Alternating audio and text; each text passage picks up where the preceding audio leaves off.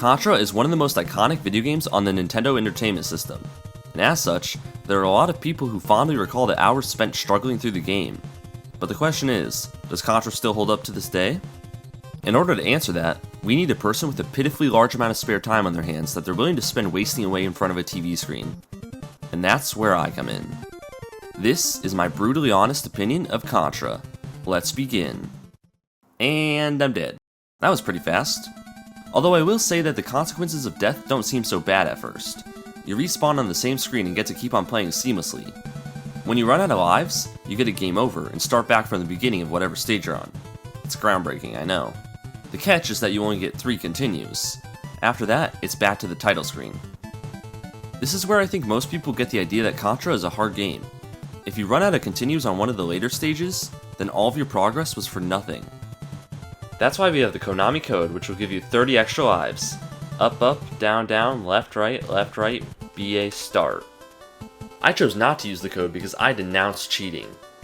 And because when I tried, I wasn't fast enough. So, I guess we're stuck with doing things the old-fashioned way.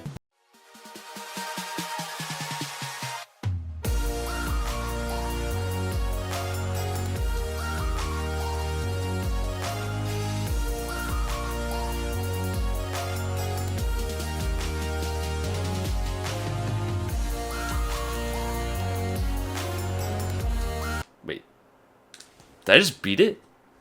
Seriously? After like hundreds of hours of work, I finally beat it? Wait, there was another stage? Alright, so that was just a joke. The first 3 levels aren't too bad. The 4th one is the point when the game says, you're not a baby anymore. Most of the stages in Contra have traditional run and gun gameplay, but there are 2 levels that are more like arcade shooters. The 4th stage happens to be one of those. The only thing that this place has got going for it is that it kinda reminds me of Christmas. I guess it's because I saw the colors red and green. I can't be too crazy for thinking that. I mean, it's only 4 months away. The color scheme does get me in a holly jolly mood though. It makes me think maybe I should share this fun game with the people I love most.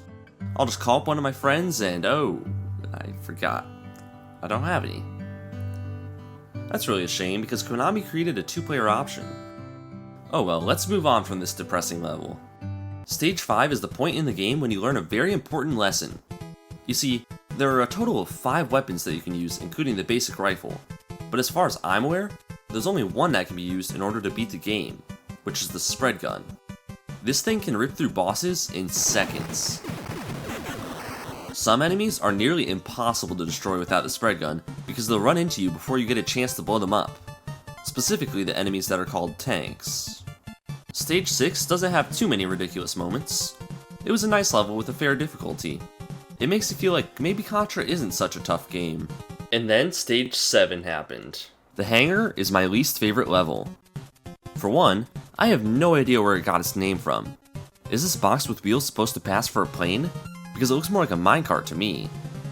What's even worse is that this is one of those hangars that's filled to the brim with spike balls that will magically come out of the ground, as well as other spikes that drop from the ceiling. Some disgustingly evil level design choices were made here. Just look at that. What was I expected to do there?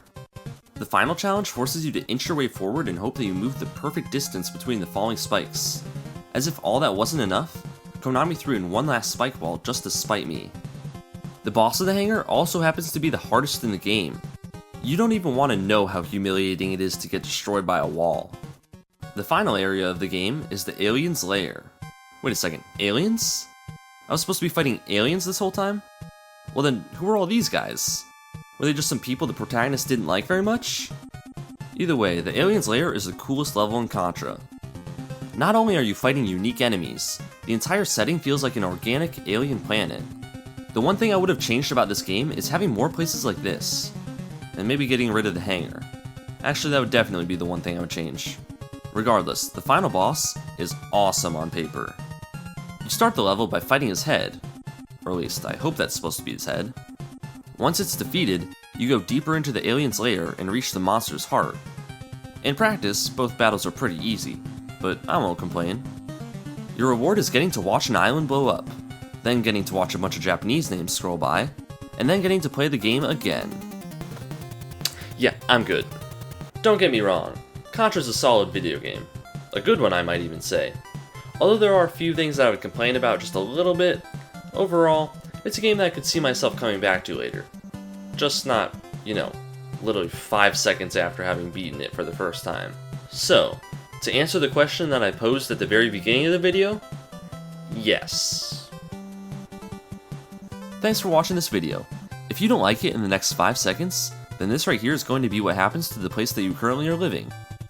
Goodbye.